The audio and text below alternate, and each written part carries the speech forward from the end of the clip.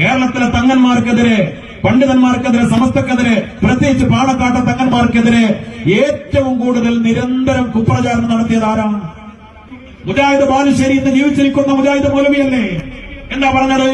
പാണക്കാട്ടെ തങ്ങന്മാർക്ക് മുത്തനബിയുമായി കുടുംബ ബന്ധമില്ല, അല്ലാഹുവിന്റെ റസൂലുമായി ആദർശ ബന്ധമില്ല, അവർ തങ്ങന്മാരല്ല, റസൂലുള്ളാഹിന്റെ പേരക്കുട്ടികളല്ല. തറവാടിനെ ചോദ്യം ചെയ്ത് പാണക്കാട്ടെ സാദാത്തുക്കളെ മുജാഹിദ് ബാലുശ്ശേരി ഇത്ര അപകടകരമായ രൂപത്തിൽ നിന്ദിച്ചപ്പോ ആരാ പ്രതികരിക്കാനുണ്ടായിരുന്നത്? SKSF-ന്റെ ഇസ്തിഖാമയുടെ മക്കളുണ്ടായിരുന്നു, സുന്നി പ്രഭാഷകരുണ്ടായിരുന്നു. പാണക്കാട്ടെ തങ്ങന്മാരുടെ ആളുകൾ എന്ന് പറയുന്ന പല ആളുകളെയും ഞങ്ങൾ എവിടെയും കണ്ടിട്ടില്ല മുജാഹിദ് ബാലുശ്ശേരിക്കെതിരെ പ്രതികരിക്കാൻ, ഒരു പ്രമേയം പാസാക്കാൻ, മുജാഹിദ് ബാലുശ്ശേരിക്കെതിരെ കേസെടുക്കണമെന്ന് പറയാൻ, അല്ലെങ്കിൽ കേസ് ഫയൽ ചെയ്യാൻ ആരെയും ഞങ്ങൾ കണ്ടിട്ടില്ല. വഹാബികളെ, നിങ്ങളാണ് പാണക്കാട്ടെ തങ്ങളോട് ചെന്ന് മാപ്പ് ചോദിക്കേണ്ടത്.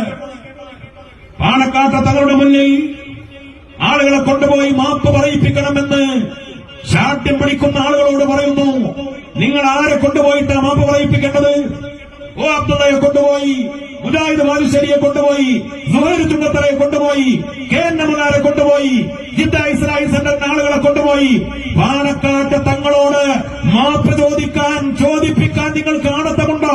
അതാണ് ചെയ്യേണ്ടത് യഥാർത്ഥ പാണക്കാട് സ്നേഹമുള്ള ആളുകൾ.